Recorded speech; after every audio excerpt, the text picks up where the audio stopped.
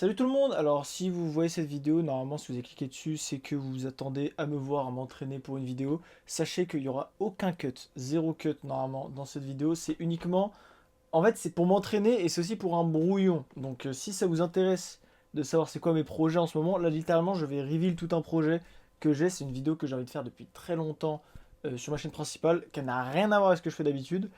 Et voilà, c'est un truc qui me tient un peu à cœur. Le truc, c'est que c'est un format que je me suis jamais entraîné à faire en vrai. Et du coup, bah, j'ai envie de m'entraîner. Et c'est pour ça que je fais ça, sachant que bah, c'est de l'écriture, c'est de la voix, c'est de la narration. Je sais pas si on m'entend bien. Et donc, je préfère m'entraîner avant. Et pour mettre ça au clair directement sur une vidéo comme ça, où je parle de vive voix, sachant que de base, je ne serai pas filmé. Ce sera pas. Là, je me regarde dans le retour. Là, vraiment, je ne me verrai pas normalement dans le retour, puisque ce sera uniquement avec ce micro-là que je parlerai et j'animerai avec du montage. Comme vous me connaissez si bien, de toute façon, vous savez très bien que je fais ça. Alors, cette vidéo, c'est une vidéo sur un sujet qui me touche beaucoup, puisque c'est un truc que j'ai vécu tout le monde. Je suis désolé, je vais regarder beaucoup le retour, parce que vraiment, je faisais des vidéos comme ça quand j'étais petit, et je m'étais entraîné à ne pas regarder le retour, enfin à regarder la caméra et masquer un peu le retour. Sauf que à l'époque, je faisais ça sur une vieille tablette de merde avec un gros objectif. Là, les nouveaux iPhones, là, il y a des tout petits objectifs là, du coup, je vois rien et j'ai un écran immense. Donc à tout moment, j'ai le réflexe. Je suis désolé. Bref, le sujet, il est simple. Et en fait, je sais pas trop à l'heure actuelle s'il touche beaucoup de gens. J'ai fait quand même quelques sondages. Et ça a l'air d'être un peu kiff-kiff, un peu 50-50. C'est en gros le sujet des jeunes sur Internet. Et notamment sur les jeux vidéo sur Internet. Et la relation qu'ils ont avec les gens inconnus sur Internet. Je compte pas aborder toute la partie fandom d'Internet, c'est-à-dire quand moi j'étais tombé dans la pipeline Five Nights at Freddy's par exemple, ou les réseaux sociaux, voilà, les trucs de cosplay, de furie, tout ça, je n'en parlerai pas. De toute façon, j'ai mon ami Palté qui a fait une très bonne vidéo dessus, ça ne sert à rien que j'en parle. Je ferai une aparté dans la vidéo finale, parce que c'est un brouillon pour une vidéo finale que je compte faire sur ma chaîne YouTube principale, je précise. Je ferai une aparté là-dessus à un moment, en expliquant que c'est pas ce que je compte dire. Moi, ce que je veux parler, c'est que quand j'étais petit, j'étais un enfant un peu seul. Ce qui faisait que bah, mes parents n'étaient pas là en fait. Ce qui faisait que j'étais gardé par une famille des voisins. Donc voilà, un peu chiant, mais c'est pas grave parce qu'ils avaient un enfant qui avait un an de plus que moi. Et cet enfant qui avait un an de plus que moi, il était en primaire. Moi, j'étais encore en maternelle. Et en primaire, les rumeurs s'affusent. Les enfants, ils aiment bien diffuser des rumeurs, les secrets, voilà, les trucs un petit peu interdits, on sait pas ce qu'il y a. Ça fascine. Et il y avait une rumeur qui tournait à l'époque, je m'en souviens très bien, sur une certaine lettre qui apparemment, quand on tapait cette lettre, je vais aussi regarder beaucoup à gauche parce que c'est là qu'il y a mes notes. Quand on tapait cette lettre sur internet, on tombait sur des trucs vraiment bizarres. Et quand on. Vraiment bizarre, on sait pas ce que ça veut dire quand on est petit. On pense que voilà, il va se passer un truc qui fait peur ou quoi, mais on se doute pas qu'on va être traumatisé à vie forcément. La lettre en question, c'était la lettre X. Donc aujourd'hui, on tape X sur Google, ça donne Twitter hein, forcément. Mais à l'époque, c'était pas le cas. Tu tapais X, tu tombais sur rien. En vrai, tu tombais sur rien, tu tapais juste X. Sauf que l'ami chez qui j'étais, c'est lui qui avait du coup cette rumeur-là, qui m'a ramené sur le PC et qui m'a dit viens on essaye. C'est pas sa faute, je le blâme pas, franchement je le blâme pas du tout. Mais voilà, il a dit, et si on mettait 3x? Au début on essayait avec 2, ça n'a rien fait non plus. Si on mettait 3x? Mais 3x, ce qu'on a vu, ce qu'on a vu. C'est à ce moment-là que j'ai découvert Internet. En vrai, c'est à ce moment-là que j'ai découvert le vrai Internet, c'est-à-dire le Deep Web, ce qu'on appelle le Deep Web. J'ai pas fait trop mes recherches, je vais pas m'aventurer là-dessus. Mais en gros, le Deep Web, c'est le web normal. Mais en gros, il y a le web normal et le Deep Web, c'est tout ce qui est caché par les moteurs de recherche. C'est-à-dire que tu peux trouver qu'avec des recherches spécifiques qui seront jamais recommandées à quelqu'un de normal. Donc tu tapes YouTube, tu as YouTube, mais tu tapes YouTube et certaines lettres après, et tu peux tomber sur des trucs bizarres. YouTubeur, YouTube machin. Voilà, ça c'est le Deep Web, donc notamment les sites de cul. Hein, voilà, les sites de cul c'est Deep Web. Et du coup, à l'époque, nous on savait pas ça, on est tombé dessus. C'est comme ça que j'ai découvert Internet très jeune. Et faut savoir que ça, c'est une partie qui est relativement modérable par des parents. Il suffit de activer Safe Search. Wow, j'arrive pas à dire, mais Safe Search, ouais, c'est ça. Sur Google, maintenant, il y a un truc comme ça qui fait que on peut faire en sorte que le deep web soit pas affiché malgré les recherches. Donc ça, c'est plutôt pas mal. Pour les enfants, il y a des contrôles parentaux, tout ça. Maintenant, il y a un problème. Les enfants, ça joue à des jeux. Et aujourd'hui, beaucoup de jeux vidéo, notamment Roblox, tout ça. À mon époque, c'était moins contrôlé. Roblox, aujourd'hui, c'est beaucoup contrôlé. On dit des insultes, t'es ban direct. À l'époque, c'était pas vraiment le cas. Notamment, certains jeux qui servaient de réseaux sociaux. Vous connaissez tous... Alors là, j'en parle maintenant dans la vidéo, mais je pense que ce sera la partie finale de ma vidéo. Je vous le dis tout de suite, ce sera la partie finale, parce que c'est vraiment hardcore ce que je vais dire là maintenant. Euh, En gros, il y avait des jeux comme Club Penguin par exemple, qui étaient des sortes de places, en gros des hubs. C'était trop bien. C'était un jeu, mais aussi un truc pour faire des rencontres, des discussions.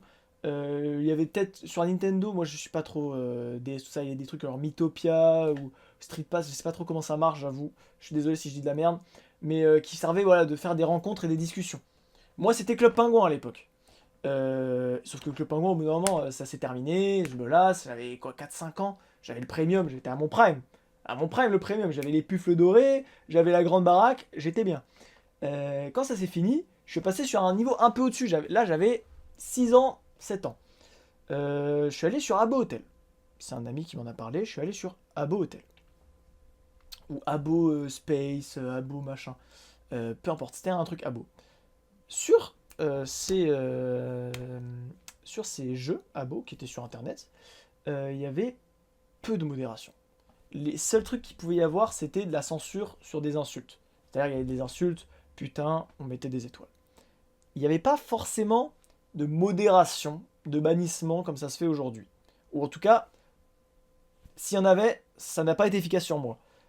Ce que j'ai vécu là va être peut-être choquant. Je précise, je ne suis pas traumatisé parce que j'ai vécu. Je me prends un peu à la rigolade. Mais en fait, pas trop parce que moi, ce qui m'inquiète surtout, si ça peut arriver à d'autres gens qui sont plus sensibles que moi. Moi, à l'époque, ça m'a fait paniquer une semaine, puis j'ai oublié. J'étais allé sur un serveur, je ne sais plus le nom, je ferai mes recherches pour la vidéo finale. Un serveur qui, en gros, il y avait plein de petits obstacles. Il fallait répondre à une question de culture générale, par exemple, combien font 12 000 fois 500. Et on répondait à ces questions et on passait à l'étape d'après. Et il y avait comme ça 8-10 étapes dans la map, dans une sorte de carré de map, qui amenait à une autre map après. Et ensuite, il y en avait ainsi de suite. Et vers la fin, il y avait un grand hub avec tous les gens qui avaient réussi. Waouh, on est les meilleurs, venez, on fait connaissance. Je fais ces questions-là, j'arrive vers la 4-5e question, et il y a déjà moins de monde qu'au début, forcément. Et on peut parler avec les gens dans le serveur, on peut parler avec toutes les personnes du serveur. Et je parle avec une fille, je pense que c'était une fille, qui, enfin en vrai je sais pas, sur internet on sait pas, qui me donne des réponses, qui m'aide, voilà, je l'aide aussi, on s'entraide. Et à un moment elle me dit, viens on part de là, c'est trop dur, ou je sais plus quelle excuse elle m'a donné, viens dans mon hub, dans mon truc, dans ma maison. Je la rejoins, je rappelle mon âge, 6-7 ans. Elle était bien plus âgée que moi. Mais bien plus, à 6-7 ans, c'est genre 11-12 ans. Ce qui est énorme comme gap. On s'entend bien. Et je vais pas forcément aller dans les détails. J'irai peut-être dans les détails dans la vidéo finale, je ne sais pas. Mais là, j'avoue qu'en facecam, c'est un peu bizarre d'aller dans les détails. Globalement, elle a voulu avec moi mimer une scène obscène dans un lit que la plupart des gens dans la vraie vie adultes font pour faire des enfants. Avec moi, pendant que, enfin, genre, elle m'a dit viens dans le lit, je l'ai fait. Elle a commencé à mimer des trucs avec le chat écrit. J'ai paniqué, je l'ai bloqué, j'ai supprimé mon compte. J'ai pleuré, évidemment. Je suis parti du PC, je l'ai éteint. Et pendant une semaine, je guettais le PC. Au cas où, je ne sais pas, je pensais que mon père, il allait tomber dessus. Pour je ne sais quelle raison, impossible, il va pas sur Abba Hotel, mon daron. Et j'ai paniqué comme ça pendant une semaine. Et c'est peut-être la pire chose qui m'est arrivée sur Internet, parce qu'il y a l'âge et le manque de modération, en fait. C'est ces deux trucs-là fait que c'est peut-être le pire truc qui me soit arrivé sur internet. Enfin, en tout cas, la pire anecdote que je peux raconter. Ce sera, je pense, la conclusion de la vidéo pour expliquer que sur internet, il n'y a plus de safe place pour les enfants. C'est un tweet que j'avais vu, ce qui m'a donné envie de faire cette conclusion. Il n'y a plus de safe place pour les enfants et c'est un tweet qui montrait Kasane Teto et Hatsune Miku, les Vocaloids là, en train, enfin, genre en mode, dans une pose très suggestive. Waouh, je bégaye aussi, c'est pour ça que je m'entraîne. Très suggestive et avec la partie suggestive retirée de l'image, l'énorme étendard en gros, hein, le gros immeuble qui était retiré de l'image, mais globalement tout le monde comprenait. Et le tweet était très intéressant, qui parlait de, en fait, n'importe où sur internet, il y aura forcément du NSFW/SFW, c'est-à-dire quelque chose qui est pas qui est explicite mais qui est pas explicite non plus, c'est-à-dire qu'on te fait croire. Et c'est une pipeline. Et sur TikTok notamment, il y a beaucoup ça. Des images, on met dans les commentaires cette image, dans les commentaires, c'est quoi le lien, c'est quoi la source, et ça se voit que c'est des enfants, ça se voit que parfois des vraiment très jeunes. Et on leur impose ça. On leur impose ça, et en fait, il n'y a plus d'endroits qui sont sûrs pour les jeunes sur Internet. Et c'est triste. Parce que moi, je me souviens que Club Pingouin, par exemple, je n'ai jamais eu de problème. Il y avait des trucs bizarres, des moments où j'avais la pression parce qu'on m'insultait ou j'en sais rien. Mais globalement, je pense qu'il n'était impossible de vivre quelque chose comme ce que j'ai vécu sur Abotel quelques années après. Voilà, ça me rend triste déjà. Et ce sera la conclusion de la vidéo.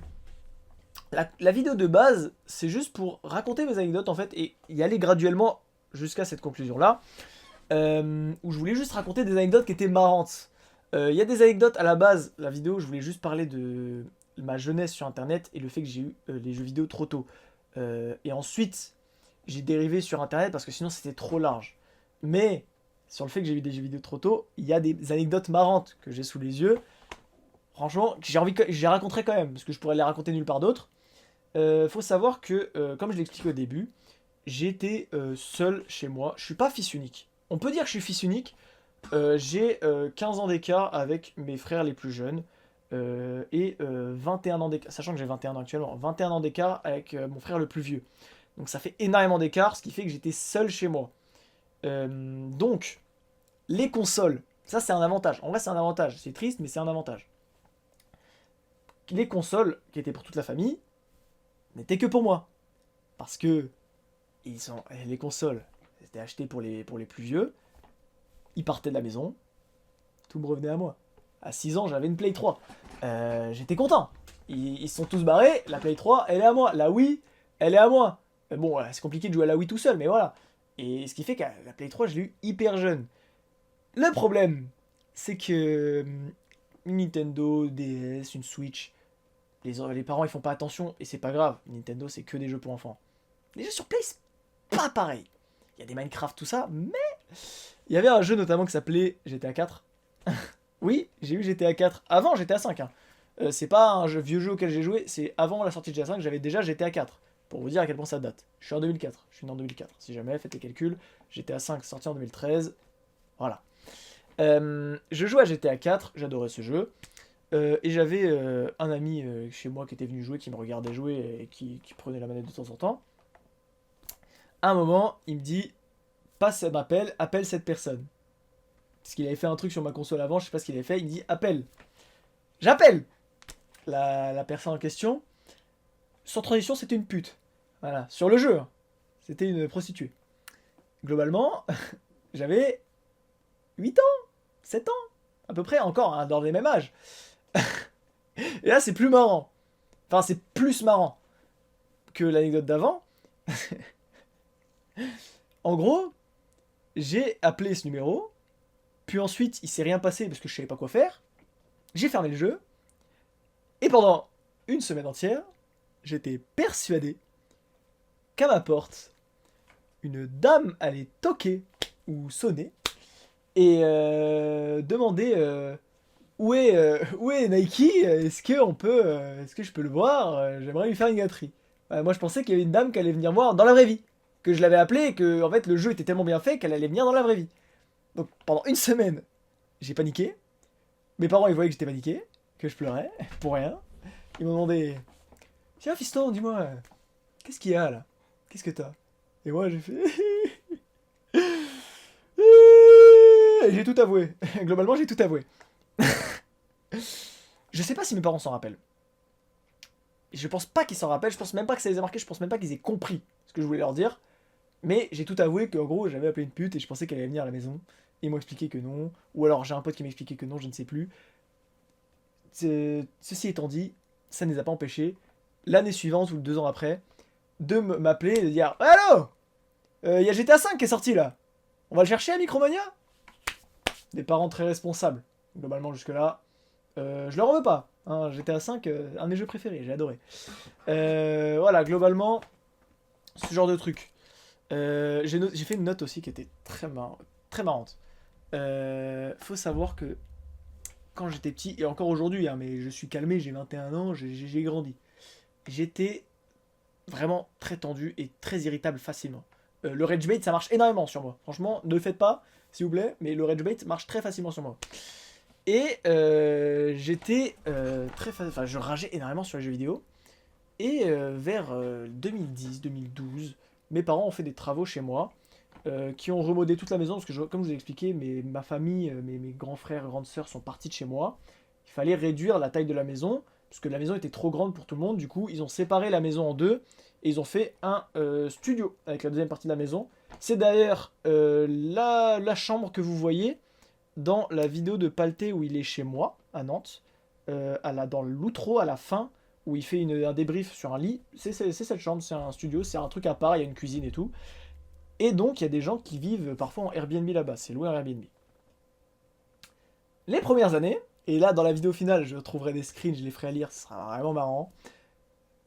Il y avait beaucoup de commentaires qui disaient c'est bizarre, la nuit, on essaie de dormir, il y a des cris de l'autre côté du mur et des insultes à tout va. Et on ne comprend pas pourquoi à 4h du matin, non, peut-être pas 4h, à minuit, 2h du matin, on entend quelqu'un crier des insultes. Ce qui a valu le fait que je sois dans cette pièce actuellement. Ce n'est pas ma chambre, je ne suis pas dans ma chambre, je suis dans une ancienne chambre d'un de mes frères et sœurs qui a été rénovée en débarras. C'est pour ça que c'est le bordel. Bon là vous voyez pas mais c'est le bordel. Heureusement le plan je l'ai assez serré pour qu'il soit, on dirait que c'est juste un canapé qui est posé tranquillement. Non c'est le bordel. Dès qu'on baisse un petit peu la caméra il y a tout qui est par terre. Voilà pour ça. Et notamment je m'énervais tellement sur les jeux vidéo. Faut savoir que à l'époque c'était la recrudescence de la Play Comedy Club. De tous ces trucs, voilà, des trolls, des pranks, des kikous, ceux qui connaissent. Ma plus grande peur à l'époque, c'était de me retrouver dans une de ces vidéos parce que c'était hyper facile. Franchement, il y a peut-être moyen d'ailleurs que je sois dans une de ces vidéos et que je sache juste pas. Parce que vraiment, je regardais ces vidéos et j'avais de la peine pour les enfants qui étaient dedans. Ils appelaient les parents et tout. Et moi, ça m'est déjà arrivé que mes parents interviennent parce que on me faisait pleurer sur les jeux vidéo. Parce que il m'avait acheté une Play 3 trop jeune. Et que même sur Minecraft, c'était facile de me faire pleurer. Même quand on me volait mes diamants, et ne rigolez pas, même quand on me volait mes diamants, je pouvais pleurer, et mes parents venaient et juste parlaient à la personne au micro. C'est ultra gênant. Si vous avez des enfants plus tard, ne faites pas ça. Si vous avez des enfants actuellement, ne faites pas ça. Juste éteignez. Juste éteignez. Éteignez et ayez une discussion avec l'enfant. C'est le mieux à faire. J'ai quoi d'autre comme anecdote là qui sont notées? J'avais noté le mode zombie de Call of Duty. Là, il n'y a pas grand chose à dire. Pas grand chose à dire, franchement, juste à part que ça peut être traumatisant pour un enfant. Mais moi, j'en ai gardé des bons souvenirs. Ça m'a rendu addict. Comment Addict à la. Comment on dit? Au hustle. Addict au hustle pour avoir de l'argent.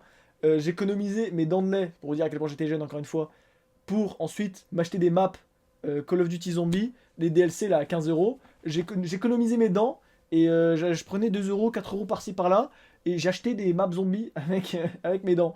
Voilà, c'était la seule anecdote que j'ai là-dessus. Est-ce que j'ai noté d'autres trucs?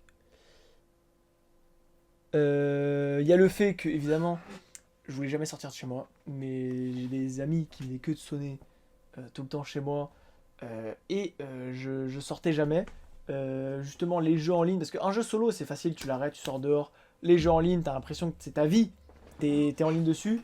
Et t'as pas envie de sortir. Et j'observe ça d'ailleurs avec mon petit neveu. J'ai un petit neveu qui a 10 ans, qui va avoir 11 ans cette année, qui joue beaucoup à Roblox, c'est des jeux en ligne pareil.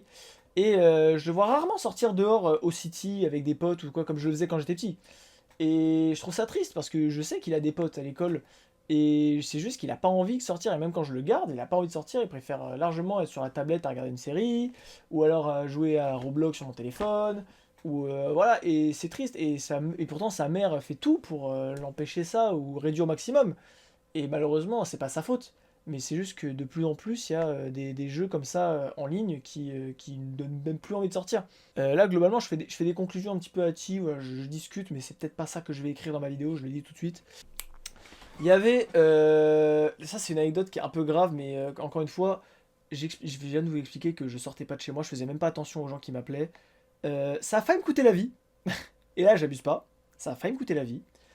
Une fois, j'étais tellement concentré sur mon jeu, ça c'était vraiment il y a 2018, j'avais 14 ans peut-être. J'étais tellement concentré sur mon Fortnite ou quoi, je n'ai pas fait attention, je n'ai pas fait gaffe, je ne me suis pas rendu compte que déjà mes parents étaient partis, que j'étais seul à la maison depuis plusieurs heures qui faisaient nuit, et que des gens avaient vu que mes parents, qu'il n'y avait plus de voiture devant la maison, qu'ils étaient partis au restaurant ou je ne sais rien,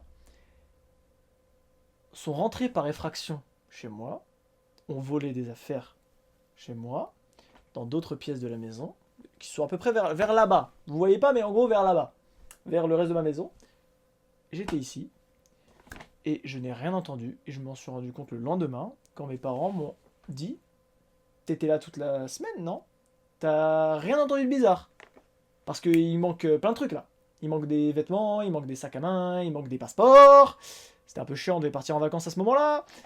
Voilà. Donc j'étais tellement matrixé par les jeux en ligne, tout ça, que ça a failli me coûter la vie. Parce qu'on a des images de ces cambrioleurs qui ont... À l'époque, mon père faisait du golf. C'est un sport de riche, et un cliché, t'es riche ou quoi? Certes, mais aussi, il se donnait un genre. Voilà, je le dis, il se donnait un genre, il a jamais continué. Ça a juste failli me coûter la vie parce que ces clubs de golf, les cambrioleurs, ils les ont pris. Il y a une photo où mes parents avaient installé une caméra qui prenait une photo toutes les 10 minutes ou je sais quoi quand il y avait du mouvement. Le mec avait une batte, enfin un club de golf comme ça, dans la main, prêt à tarter le premier qui passait, quoi, l'habitant dans la maison qui passait. Et c'était un enfant de 13 ans à ce moment-là. Voilà. Donc c'est pas spécialement marrant. Ça me fait juste flipper en fait. C'est un thread d'horreur. En fait, c'est un thread d'horreur. Là, je raconte un thread d'horreur. Et, et voilà. Et c'est juste ça. Je vais essayer de le relier pareil aux gens en ligne. Ça, je trouverai dans Tourloupe. Mais c'est en fait, la vidéo à la base, c'est juste une excuse pour raconter plein d'anecdotes qui me sont arrivées à cause des jeux vidéo. Et je trouve ça marrant parce que les jeux vidéo, c'est à peu près toute ma vie en vrai. Les jeux vidéo, c'est vraiment c'est la quasi-totalité de ma vie. Et je me voyais pas ne pas faire de vidéo là-dessus, ne pas en parler, sachant que même ma chaîne elle tourne à peu près que sur les jeux vidéo. Voilà, c'est un truc qui m'a marqué, qui a fait qui je suis.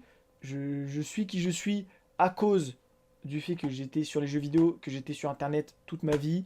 Vous vous rendez pas compte toutes les choses qui se sont passées, qui ont fait que je suis là, à cause de deux ou trois décisions que j'ai prises en 2019. Toute ma vie a changé, et c'est uniquement parce que je jouais à des jeux vidéo en ligne et que je m'étais intéressé aux communautés en ligne. Et voilà, et c'est quelque chose qui est important pour moi. Je pensais pas que la vidéo allait durer aussi longtemps, je vois que ça fait déjà 25 minutes. Je regarde juste s'il reste des trucs à dire. Ah si, ouais, je comptais glisser un truc en mode... est-ce que ça vous intéresse si je fais une vidéo sur tous les cambriolages que j'ai vécu? Ça peut être marrant. J'en ai vécu 6 en tout, si je compte bien. 5-6 à peu près. Et ils sont stressants. Franchement, ils sont stressants. Je pense que je viens de raconter le pire. Donc peut-être que celui que j'ai raconté, peut-être qu'il passera pas dans la vidéo forcément, ou alors il sera très raccourci. Mais voilà, ça peut intéresser les gens de faire une vidéo sur mes cambriolages. La vidéo est globalement finie. Il y avait juste un dernier truc que je comptais dire, c'était... attends, c'était quoi? Attends. Ouais, en gros, l'ouverture sur les réseaux sociaux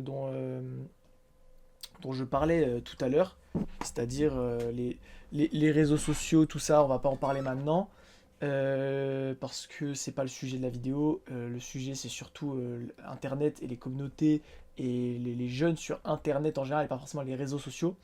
Je comptais aussi faire une vidéo probablement sur le problème avec Internet et le problème avec les réseaux sociaux et se balader sur Internet et pourquoi c'est devenu invivable depuis quelques années.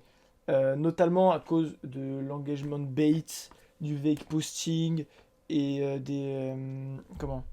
Globalement de l'engagement bait en fait, tout simplement des trucs où on te force à cliquer sur un tweet juste pour te faire cliquer et que ça fasse des stats et c'est pas intéressant et brasser du vide, la culture du vide, tout ça et à quel point Internet est devenu beaucoup moins intéressant à naviguer depuis quelques années à cause juste de corpos qui ont pris la tête de certains réseaux sociaux, notamment Elon Musk, qui a pris la tête de Twitter, mais pas que.